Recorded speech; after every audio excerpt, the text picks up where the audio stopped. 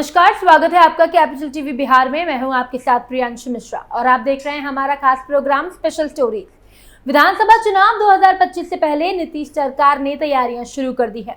Party में कहीं 20 सूत्री बैठक हो रही है तो कहीं दूसरी तरफ पार्टी में नए लोगों का आगमन भी हो रहा है। लेकिन इसी क्रम में नीतीश कुमार जनता के लिए एक नई सौगात लेके आए हैं। नीतीश कुमार की सरकार ने बिहार में आधारभूत संरचना के निर्माण के लिए 48,000 करोड़ रुपए खर्च करने की योजना बनाई है। ये राशि विभिन्न वित्तीय संस्थानों से ऋण लेकर जुटाई जाएगी और शहरी ग्रामीण विकास कार्यों में प्रयोग की जाएगी। तो चलिए नीतीश सरकार की इस योजना के बारे में आपको सब कुछ विस्तार से बताते हैं। नीतीश सरकार का नया प्लान, जनता को दिया बड़ा तोहफा। आधारभूत संरचना के लिए 48,000 करोड़ रुपए होंगे खर्च। अगले साल होने वाले विधानसभा चुनाव के लिए बिहार में सभी पार्टियों ने अपनी कमर कस ली है और तैयारियां तेज कर दी है। इसी के साथ बिहार की सियासत भी गर्म हो गई है। जुबानी जंग के साथ साथ नेताओं का पाला बदलने का सिलसिला भी शुरू हो गया है। इसी बीच नीतीश कुमार ने एक बड़ा ऐलान किया है। बड़े पैमाने पर नीतीश विकास की ओर काम किए जाने की योजना बना रहे हैं, जिसके तहत 48,000 करोड़ की राशि खर्च की जाएगी। हालांकि ये राशि विभिन्न वित्तीय संस्थानों से ऋण लेकर जुटाई जाएगी और शहरी ग्रामीण विकास कार्यों में प्रयोग की जाएगी। बिहार में बड़े पैमाने पर आधारभूत संरचना का विकास होने वाला है।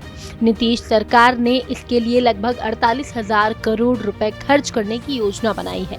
ये पैसा कर्ज के जरिए अलग अलग वित्तीय संस्थानों से जुटाया जाएगा। इस कर्ज में कम और लंबी दोनों तरह की अवधि के ऋण शामिल होंगे। सरकार का मानना है कि इससे राज्य के आर्थिक विकास को गति मिलेगी और रोजगार के अवसर बढ़ेंगे। वित्त विभाग ने इस योजना को अंतिम रूप देना भी शुरू कर दिया है। अब सबसे बड़ा सवाल ये खड़ा होता है कि ये पैसे कहां से लिए जाएंगे। तो आपको बता दें कि सबसे अधिक 2700 करोड़ रुपए नाबार्ड से कर्ज के रूप में लिए जाएंगे। इसके अलावा 300 करोड़ रुपए एनएचबी यानी नेशनल हाउसिंग बैंक और सिडबी से लिए जाएंगे। बाकी रकम ओपन मार्केट और विदेशी फंडिंग एजेंसियों से जुटाई जाएगी। किस काम में किए जाएंगे खर्च? दरअसल नीतीश सरकार की योजना चालू वित्तीय वर्ष 2024-25 में शहरी और ग्रामीण दोनों ही क्षेत्रों में विकास कार्यों पर ध्यान केंद्रित करने की है। नाबार्ड से मिलने वाले 300 करोड़ रुपए ग्रामीण इलाकों में कृषि विकास पर खर्च किए जाएंगे। इसके अलावा ग्रामीण अर्थव्यवस्था को मजबूत करने के लिए आधारभूत संरचना के निर्माण और अनाज गोदाम बनाने जैसे कामों पर भी ये पैसा खर्च होगा। वहीं सिडबी से मिलने वाले 300 करोड़ रुपए से औद्योगिक क्षेत्रों में मजदूरों के लिए सुविधाओं के विकास का काम किया जाएगा। इन क्षेत्रों में मजदूरों के बच्चों के लिए स्कूल का निर्माण भी किया जाएगा और ये पैसे वहीं खर्च होंगे। क्षेत्रीय शहरों में विकास कार्य हेतु नेशनल हाउसिंग बैंक यानी एनएचबी से मिलने वाली 300 करोड़ की राशि का उपयोग किया जाएगा। इसमें बस स्टैंड और शब्दागृह जैसे जनउपयोगी काम पूरे किए जाएंगे। इसी के साथ बिहार की नीतीश सरकार ने वक्फ बोर्ड की जमीन को लेकर भी बड़ा फैसला किया है। सरकार अब जमीन पर अवैध कब्जा करने वालों और खरीद बिक्री करने वालों के खिलाफ जांच करवाने का फैसला करती है। सरकार के इसी फैसले से जमीन माफियाओं में हड़कंप मचा हुआ है। वक्फ बोर्ड की जमीन को लेकर बिहार सरकार भी केंद्र सरकार का साथ देते हुए नजर आ रही है। ये सक्रियता कुछ अलग ही है। ऐसी बात नहीं है कि सरकार ये जांच कराने जा रही है कि वक्फ बोर्ड के पास कौन सी जमीन है और वो कैसे आई। दरअसल सरकार को खबर मिली है कि वक्फ बोर्ड की जमीन पर बहुत सारे लोग अवैध रूप से कब्जा किए हुए हैं और ये काम बहुत सालों से चला आ रहा है। इतना ही नहीं, अल्पसंख्यक विभाग को ये भी शिकायत मिली है कि कुछ माफिया वक्फ बोर्ड की जमीन को अवैध रूप से खरीद और बेच भी रहे हैं। सरकार ने इसकी जांच करने का निर्णय लिया है कि कितने लोग वक्फ की कितनी जमीन को अवैध रूप से कब्जा किए हुए हैं। ऐसे लोगों पर कार्यवाही कर उनसे जमीन को मुफ्त कराया जाएगा। विभागीय मंत्री ने किया जांच का ऐलान। राज्य के अल्पसंख्यक कल्याण विभाग के मंत्री जवा खान ने कहा कि सिया और सुन्नी वक्फ बोर्ड दोनों की संपत्तियों के दुरुपयोग की जांच कराने का निर्णय लिया गया है। मंत्री जमा खान ने सोमवार को सूचना भवन पटना में प्रेस कॉन्फ्रेंस करके इस बात की जानकारी दी थी। उन्होंने कहा कि मुख्यमंत्री नीतीश कुमार के नेतृत्व में शिक्षा, रोजगार, प्रशिक्षण, मदरसों का आधुनिकीकरण, उर्दू के विकास और अल्पसंख्यक संस्थानों को सक्षम बनाने के लिए तेजी से काम किया जा रहा है।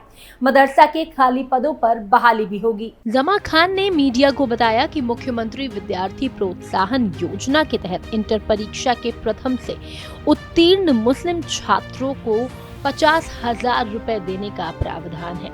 राज्य सरकार ये प्रावधान 2014 में ही लागू कर चुकी है। कहा कि सभी जिलों में अल्पसंख्यक आवासीय विद्यालयों का संचालन करने की योजना पर काम किया जा रहा है। हर जिले में एक स्कूल खोलने की भी योजना है। एक स्कूल पर लगभग 55 करोड़ की लागत आएगी। 2024-25 में नालंदा, जमुई और कैमूर जिलों में अल्पसंख्यक आवासीय विद्यालयों के निर्माण की स्वीकृति प्रदान की गई थी। पटना समेत कई जिलों में भूमि चिन्हित भी कर ली गई है। वहीं दूसरी तरफ केंद्र की नरेंद्र मोदी सरकार ने बिहार को भी बड़ा तोहफा दिया है। बिहार को बिजली, सड़क, स्वास्थ्य जैसी बुनियादी सुविधाओं को बेहतर बनाने के लिए 5,532 करोड़ रुपए की मंजूरी मिली है। इसके अलावा आम बजट में भी बिहार के लिए 26,000 करोड़ रुपए के लिए सड़क प्रोजेक्ट और 21,000 करोड़ रुपए में पावर प्लांट की घोषणा की गई है। इस विशेष सहायता राशि से बिहार में ग्रामीण और शहरी इलाकों में सड़कों का जाल बिछाया जाएगा, जिससे लोगों के आवागमन में आसानी होगी। इसके साथ ही बिजली, स्वास्थ्य और शिक्षा जैसे महत्वपूर्ण क्षेत्रों में भी विकास कार्यों को गति मिलेगी। बिहार को केंद्र ने दिए 5,532 करोड़ रुपए। केंद्र सरकार ने जो 5,532 करोड़ रुपए मंजूर किए हैं, उनमें से सबसे बड़ा हिस्सा सड़क निर्माण के लिए है। ग्रामीण और शहरी सड़कों के लिए 1,500 करोड़ रुपए दिए गए हैं।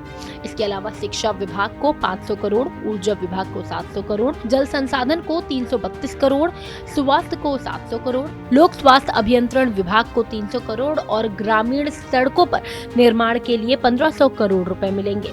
केंद्र सरकार ने पहली किश्त के रूप में बिहार को 3,651 करोड़ रुपए दे दिए हैं। इस राशि से सड़क निर्माण के लिए 990 करोड़ रुपए, ग्रामीण सड़कों के लिए 990 करोड़ रुपए, ऊर्जा के लिए 462 करोड़ रुपए, स्वास्थ्य के लिए 462 करोड़ रुपए, शिक्षा विभाग के लिए 330 करोड़ रुपए, जल संसाधन के लिए 219.12 करोड़ रुपए और लोक स्वास्थ्य एवं अभियंत्रण के लिए 198 करोड़ रुपए शामिल है। ये राशि मौजूदा वित्तीय वर्ष में ही खर्च करनी होगी। केंद्रीय वित्त मंत्री निर्मला सीतारमण ने आम बजट में बिहार के लिए कई बड़ी सौगातों का ऐलान किया था। उन्होंने बिहार में सड़कों के लिए 26,000 करोड़ रुपए की घोषणा की थी। इसके अलावा उन्होंने कहा था कि केंद्र सरकार पूर्वोदय योजना के तहत बिहार, झारखंड, पश्चिम बंगाल, उड़ीसा और आंध्र प्रदेश में विकास के लिए काम करेगी। वित्त मंत्री ने यह भी कहा कि केंद्र सरकार अमृतसर, कोलकाता औद्योगिक गलियारों पर बिहार के गया में एक औद्योगिक इकाई स्थापित करने में भी उसकी मदद करेगी। इसके अलावा बिहार में 3 नए एक्सप्रेस वे बनाने की भी घोषणा की गई है। ये एक्सप्रेस वे पटना, पूर्णिया, बक्सर, भागलपुर और गया, दरभंगा को जोड़ेंगे। कुल मिलाकर देखा जाए तो नीतीश की सरकार ने विधानसभा चुनाव 2025 के लिए पूरी तरह से तैयारी शुरू कर दी है और इस बार वो कोई भी कसर नहीं छोड़ने वाले हैं। इसी के तहत प्रदेश में विकास योजनाओं पर भी ध्यान दिया जा रहा है, जिसमें केंद्र सरकार भी हर रूप से नीतीश कुमार सरकार की सहायता कर रही है। देश में हाल के दिनों के बांग्लादेश में शेख हसीना की सरकार का तख्ता पलट और वहां खासकर हिंदुओं के साथ हो रहे अत्याचार की चर्चा है, तो दूसरे देश में वक्फ बोर्ड की गतिविधि पर भी खूब चर्चा हो रही है। सरकार की ओर से संसद में वक्फ बोर्ड से संबंधित एक विधेयक पेश किए जाने के बाद हर कोई वक्फ के बारे में विस्तार से जानने की कोशिश करने में लगा हुआ है।